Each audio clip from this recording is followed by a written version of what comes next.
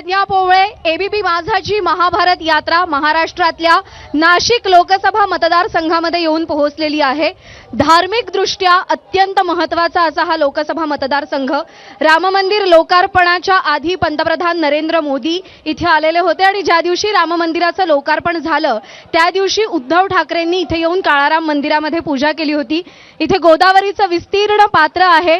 गोदावरीच्या काठावरती वसलेलं हे नाशिक शहर दक्षिण गंगा अशी गोदावरी नदीची ओळख आहे. त्यामुळे धार्मिक दृष्ट्या हे शहर जितकं महत्त्वाचं आहे तिथलाच इतका मतदार राजा सुद्धा सुज्ञ आहे.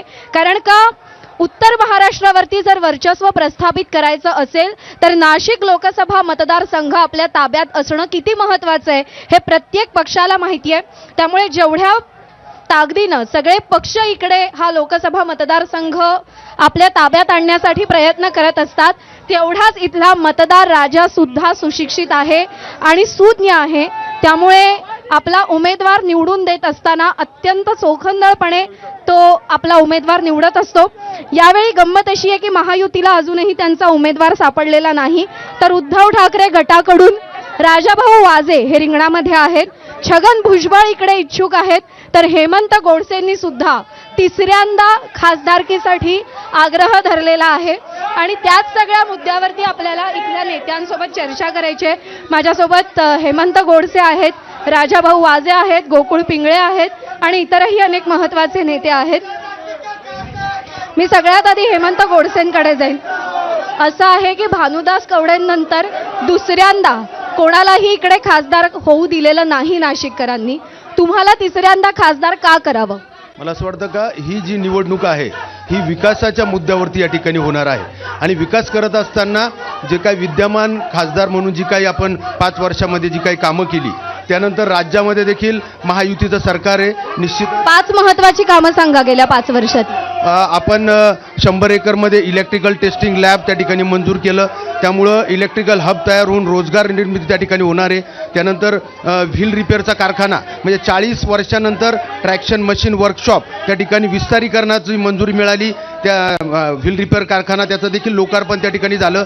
त्यानंतर के वाघ ते जत्रा त्या ठिकाणी उड्डाणपूल 2.3 किलोमीटरचा उड्डाणपूल त्या ठिकाणी मंजूर झाला. अनेक अपघात त्या ठिकाणी व्हायचे. त्यानंतर आपण 26 अच्छा मला सांगा सेंट्रल गव्हर्नमेंट हेल्थ स्कीम साठी 26,000 परिवार जे वंचित होते तर त्यांना देखील सेंट्रल गव्हर्नमेंट हेल्थ स्कीम तुम्ही तुमची कामं सांगतात पण इथले प्रश्नही अनेक आहेत जे महत्त्वाचे आहेत. मला सांगा तुम्ही मुख्यमंत्र्यांच्या निवासस्थानी गेला होता ठाण्यामध्ये. श्रीकांत शिंदेनी अगदी तुमच्या नावाची घोषणा वगैरे पण केली पण त्यानंतर असं अचानक काय झालं की तिढा अजूनही सुटत नाहीये? मला असं वाटतं का त्याची काळजी करायचं कारण नाही. या ठिकाणी महायुतीकडे अनेक स्पर्धात्मक तुल्यबळ उमेदवार आहेत आणि म्हणून या ठिकाणी लवकरात लवकर त्या हिशोबानेच निश्चित चांगला निर्णय महायुतीच्या हिशोबाने त्या ठिकाणी होणार आहे. अच्छा, राजाभाऊ वाजे आहेत, उमेदवार आहेत उद्धव ठाकरे गटाचे.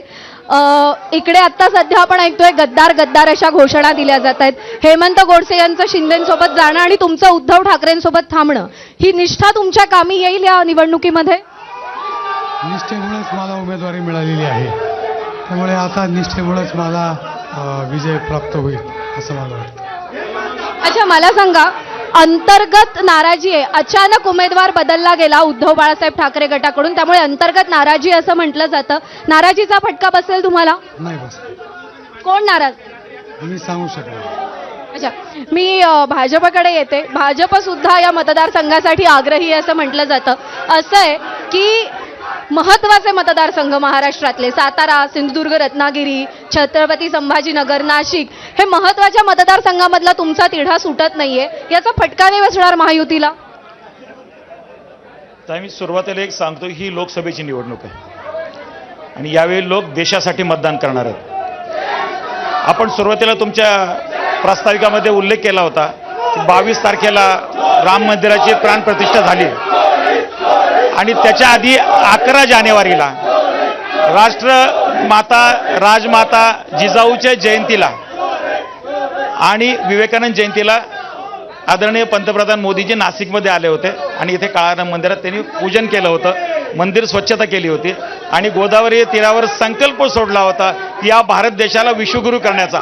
महाराष्ट्राच्या विकासाचा आणि विकसित भारताचा संकल्प सोडून मोदीजी 11 जानेवारी नाशिकमधून गेलेत आणि त्यावेळेला जी मोदीजींची भेट झाली त्यावेळेला नाशिककरांची समस्त नाशिककरांची मनं मोदींनी जिंकलेली आहेत.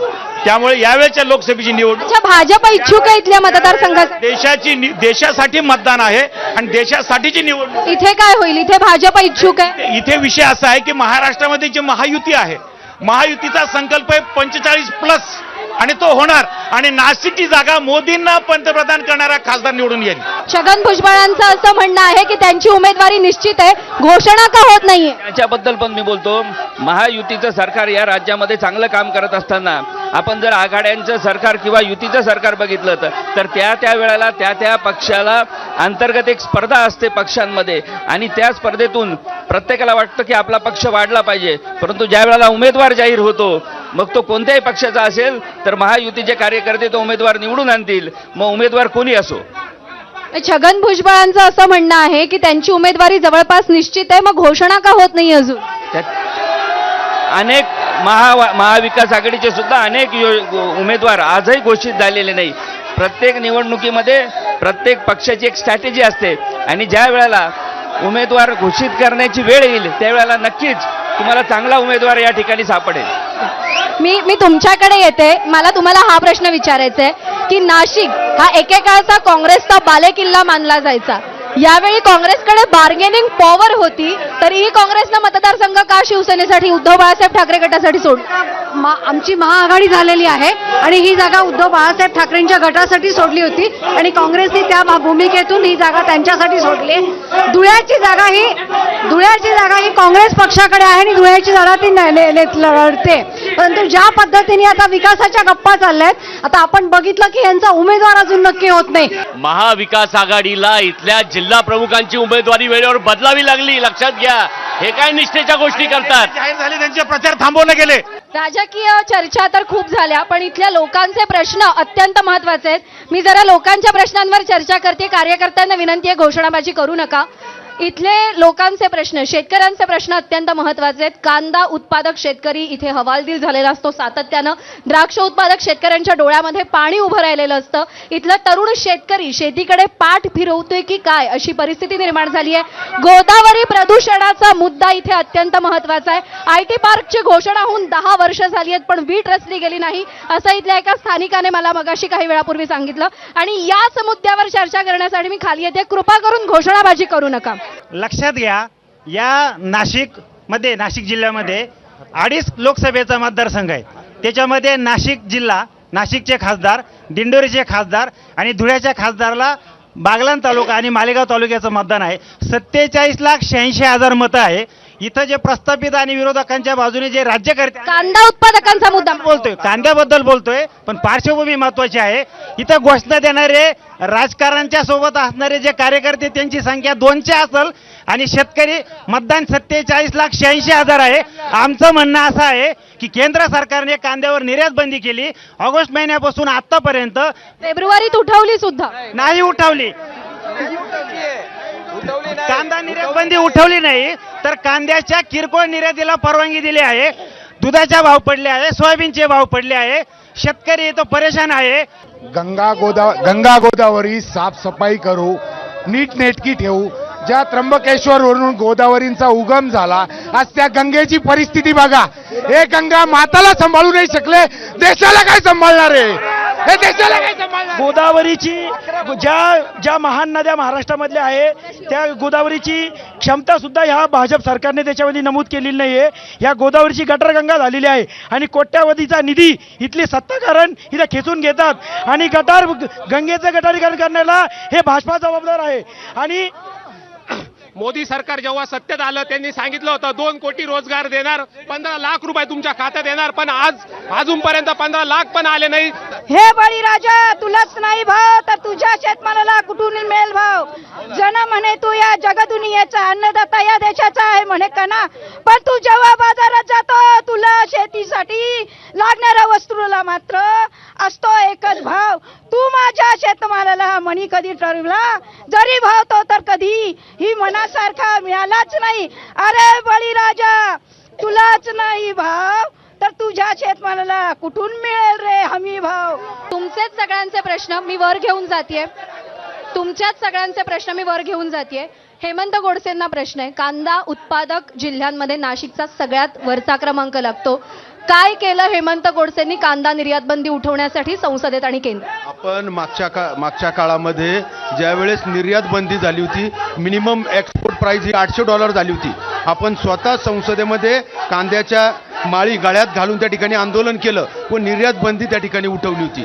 आता देखील कांद्याला भाव मिळत नाही. निश्चितच याची खंत आम्हा सर्वच लोकप्रतिनिधी. खंत व्यक्त करणं नाही, तुम्ही काय केलं सांग. तर यासाठी केंद्र शासन देखील शेतकऱ्यांना योग्य तो भाव म्हणजे 20-22 रुपये मिळावा यासाठी सातत्यानं धोरण आखते. NCC मुख्यमंत्री एकनाथ शिंदे सातत्यानं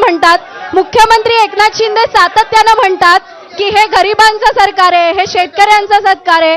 कांदा उत्पादक शेतकऱ्यांवर खपामर्जी का? त्याच्या संदर्भामध्ये मला असं वाटतं का हेच शासन असेल महाराष्ट्राचं शासन का 1,72,000 शेतकऱ्यांना 350 रुपयाने अनुदान देऊन 435 कोटी रुपये वाटप करण्याचं काम या ठिकाणी केलं.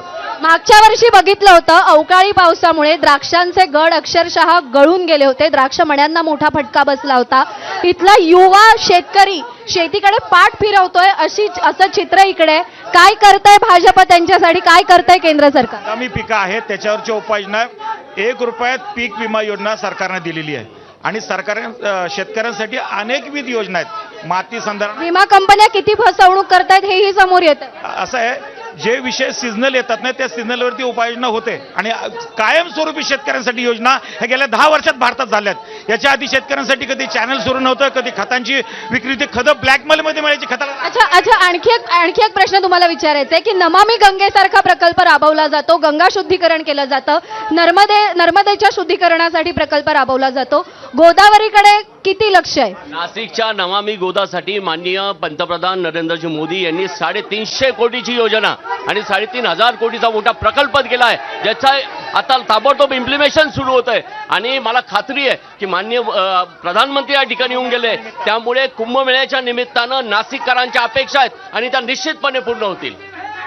इथल्या नाशिककरांना कुंभमेळा हवाय की शेतकऱ्यांचे प्रश्न सोडवून हवेत की IT पार्क हवंय? शेतकऱ्यांच्या संदर्भात माननीय मुख्यमंत्री एकनाथ शिंदे यांनी 1 रुपयात पहिल्यांदा पीक विमा दिला. नाही तर पीक विमा जेवढ्या कंपन्या होत्या हे शेतकऱ्यांना लुटायच्या.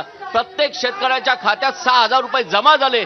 नाफेडच्या माध्यमातून कांदा सुद्धा तुम्ही बघितलं असेल की त्या काळात नाफेड लासलगावमध्ये दर 15 दिवसांनी बंद करावी लागते बाजार समिती. निश्चितपणे या संदर्भात आमचे माननीय खासदार दिंडोरीचे खासदार यांनी सभागृहात मांडलाय हा विषय आणि हा विषय निश्चितपणे सॉल्व्ह होईल. निर्मिती, उपलब्धी आणि निर्यातीचं गणित जमवलं की सगळे विषय संपतात आणि त्याचे प्रयत्न चालू असतात कायम. काही दिवसापूर्वी त्यात कांदा उत्पादक शेतकऱ्यांचं कंबरडं मोडतं. हा तात्पुरता विषय आहे, हा विषय मिटून जातो. राजाभाऊ वाजे यांच्याकडे येते. प्रश्न खूप मोठे आहेत तिथल्या जनतेचे. कांदा उत्पादक शेतकऱ्यांचा प्रश्न मोठा आहे.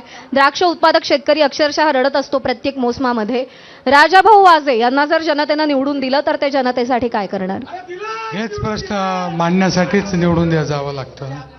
हे प्रश्नच आजपर्यंत मांडले गेलेले नाहीत असं माझं. शेतकऱ्यांचा प्रश्न यांना तात्पुरता वाटतो का? चुकीची आयात निर्यातीची धोरणं आणि कधीही निर्यातीच्या बाबतीत शेतकऱ्यांना दिलासा दिला गेलेला नाही आणि त्यामुळे नाशिकचा शेतकरी अक्षरशः रस्त्यावर आलाय, बिकेला लागलाय, तरी या सरकारला त्याची कदर नाहीये. 73,000 कोटी रुपये आमच्या काळामध्ये काँग्रेस सरकारने शेतकऱ्यांना कर्जमाफी केली होती आणि यांनी शेतकऱ्यांना काय अनुदान दिलेले? शेतकऱ्यांच्या अकाउंटवरती 5 रुपये, 10 रुपये आणि 15 रुपयाचे चेक येतात. द्राक्षाच्या बाबतीत कुठलाही निर्णय घेतलेला नाहीये आणि आता आपण गोदावरीची स्वच्छता म्हणताय. तुम्ही थोडासा कॅमेरा तुम्ही त्या गोदावरीकडे पाठवा. संपूर्ण गटारीचं पाणी त्या गोदावरीमध्ये येत आहे. 300 कोटी रुपये सँक्शन करून किती वर्ष झाले आणि यांना गोदावरीची काळजी असती तर गोदावरी कधी स्वच्छ झाली असती. छगन भुजबळ इकडून इच्छुक आहेत. त्यांचं असं म्हणणं आहे की उमेदवारी जवळपास निश्चित झाली असं त्यांचं म्हणणं आहे, फक्त घोषणा होत नाही. याच छगन भुजबळांच्या विरोधात महाराष्ट्र सदन घोटाळ्याचे आरोप झाले, त्यांना कोठडीत पाठवलं गेलं होतं. त्या छगन भुजबळांना आता उमेदवारी दिली जाणार आहे का? काही विषयांची सरमिसळ करून चालत नाही. जेव्हा लोकसभेची निवडणूक आहे आणि देशासाठी मतदान आहे आणि महाराष्ट्रामध्ये ज्या वेळेला उद्धव ठाकरे मुख्यमंत्री छगन भुजबळ यांना घेऊन होतात तेव्हा छगन भुजबळ चांगले असतात का तुम्हाला? तेव्हा तुम्ही टीका केली होती. तेव्हा उद्धव ठाकरे राजीनामा का नाही दिला? उद्धव ठाकरेंनी छगन भुजबळ मंत्री का केलं होतं? तेव्हा का नाही तुमची तोंडी शिवली होती का? तेव्हा का नाही त्यांना प्रश्न विचारला? 2.5 वर्ष 100 कोटी वसुलीचं कॉन्ट्रॅक्ट देऊन सरकार चाललं, ते तुम्हाला चाललं, तुम्ही आम्हाला काय प्रश्न विचारता? प्रश्न मी सगळ्यांना विचारतीये. मुद्दा हा आहे की उद्धव ठाकरे मुख्यमंत्री छगन भुजबळ यांना घेऊन झाले होते ना, तेव्हा हा प्रश्न का नाही विचारला? म्हणजे त्यांनी केलं म्हणून आता तुम्ही खरं. तो नाहीये हा प्रश्न, तुम्हाला तेव्हा का नाही पडला? आम्ही तेव्हाही प्रश्न विचारत होतो, आम्ही आत्ताही प्रश्न विचारतोय. त्यांनी जे केलं तेच तुम्ही करणार का? उद्धव त्याच्यावरती आज काय अजून उमेदवार त्यांचं म्हणणं आहे उमेदवारी निश्चित आहे. आता इथं आहेत का ते? आता विषय असा आहे की महायुतीचा उमेदवार महाराष्ट्रामध्ये देशासाठी मतदान होईल, ते महायुती म्हणून होईल. अच्छा, म्हणजे पंतप्रधान नरेंद्र मोदींना पुन्हा पंतप्रधान करायचं म्हणून ज्यांच्यावर भ्रष्टाचाराचे आरोप झाले तेही तुम्हाला चालतील. तिच्या 45 जागांच्या वर जागा निवड, सबका साथ, मग त्याच्यासाठी ज्यांच्यावर भ्रष्टाचाराचे आरोप केले तेही तुम्हाला चालतील. सबका साथ, सबका विकास, सबका प्रयास, सबका विश्वास, या सगळ्यांना बरोबर घेऊन आम्हाला जायचंय. उमेदवारी अजून जाहीर व्हायची आहे. महायुतीचा उमेदवार इथून निवडून जाईल याचा विषय काय राहतो? नाशिक पुणे सेमी हायस्पीड रेल्वेचा जो अजूनही प्रलंबित आहे, Nashik Pune semi high speed railway. आणि दुसरा मुद्दा इथली वाढती नशेखोरी आणि गुन्हेगारी. 2च मुद्द्यांवर आपण चर्चा करायची आहे, सेमी हायस्पीड रेल्वे आणि वाढती नशेखोरी आणि गुन्हेगारी. सेमी हायस्पीड रेल्वे बद्दल काय म्हणणं आहे? अजूनही तो प्रकल्प प्रलंबित आहे, त्याचं काम होत नाही. यात कसं हे फक्त आश्वासन द्यायचं काम करतात. गेले आता सेमी हायस्पीड असेल किंवा फ्लायओव्हर असेल, साधारण 5 वर्ष झाले त्यात या फ्लायओव्हर द्वारका ते नाशिक रोड त्याचं उद्घाटन झालंय, तोही आजपर्यंत झाला नाही. आणि हा सेमी हायस्पीड जो आहे हा कुठल्याही परिस्थितीत नाशिक धार्मिक शहर आहे असं म्हणतात आणि कधी नव्हे ते नाशिक हे ड्रग्सचं शहर झालेलं आहे आणि उडता पंजाब सारखा उडता नाशिक झालेला आहे. त्या ड्रग्सच्या बाबतीत गृह मंत्रालय तुमच्याकडे आहे, काय होतंय ते सांगितलं पाहिजे. नाशिक ते कसारा लोकल चालू होणार होती, त्याचं काय झालं? नाही झालं. आणि जे कांद्याचं ते 350 रुपये अनुदान दिलं म्हटलं ना, 1000 रुपये खर्च शेतकऱ्याला आणि 350 देऊन काय करणार? तुम्ही काय करणार नाशिक सेमी हायस्पीड रेल्वेसाठी? नाशिक पुन्हा सेमी हायस्पीड रेल्वेचं काम जे आत्तापर्यंत व्हायला पाहिजे होतं त्याचं अजिबात काही नाही झालं. काही ठिकाणी फक्त जमीन अधिग्रहित केलेली, बाकी काम ठप्प पडलेलं. Nashik Pune semi high speed railway अजूनही झालेली नाही. नाशिक पुणे रेल्वेचं सर्वेक्षण याच्यापूर्वी झालेलं आहे आणि आता ते अंतिम टप्प्यात मंजुरीला आहे. नाशिक पुणे रेल्वेच्या संदर्भामध्ये याला राज्य शासनाचे 20% अनुदान निधी हा मंजूर झालेला आहे. त्यानंतर 60% इक्विटी असा 16,000चा तो प्रोजेक्ट आहे. त्यापैकी 80% झालेली आहे. 20% सध्या केंद्र शासनाच्या कॅबिनेटमध्ये त्याला मान्यता मिळायची. तर त्यामध्ये मला असं वाटतं का भूमी अधिग्रहण देखील सुरू झालेलं आहे. लवकरच त्याची फिजिबिलिटी अधिक चांगली कशी होईल यासाठी प्रयत्न सुरू आहे. नाशिक पुणे सेमी जी रेल्वे ती आपल्याला बघितलं असेल, त्यासाठी निधी झालेला आहे, सगळ्या सर्वेक्षण झालेलं आहे आणि ह्या येत्या काळात तुम्हाला ही चालू दिसेल. नुसतं हेच नाही, रेल्वेच्या चाकांचा इथे कारखाना सुद्धा सुरू झाला आहे. ठीक आहे, महत्वाचे मुद्दे नाशिककरांच्या दृष्टीनं एवढेच आहेत. सगळ्यात महत्वाचं म्हणजे कांदा उत्पादक शेतकरी, द्राक्ष उत्पादक शेतकरी, IT park, Nashik Pune semi high speed railway, गोदावरीचं प्रदूषण, वाढती नशेखोरी आणि गुन्हेगारी या सगळ्या मुद्द्यांच्या अनुषंगानं नेमका मतदार राजा कोणाला निवडणार? हेमंत गोडसे हॅट्रिक करणार, छगन भुजबळांची वर्णी लागणार की राजाभाऊ वाजे निवडून येणार? 4 जूनला स्पष्ट होईल. तोपर्यंत तुम्ही पाहत रहा ABP माझाची महाभारत यात्रा रामेश्वरम ते अयोध्या. उद्या आपण पुण्यामध्ये भेटूया. कॅमेरामन प्रशांत मानेसह मी प्रज्ञा पोवळे, ABP माझा, नाशिक.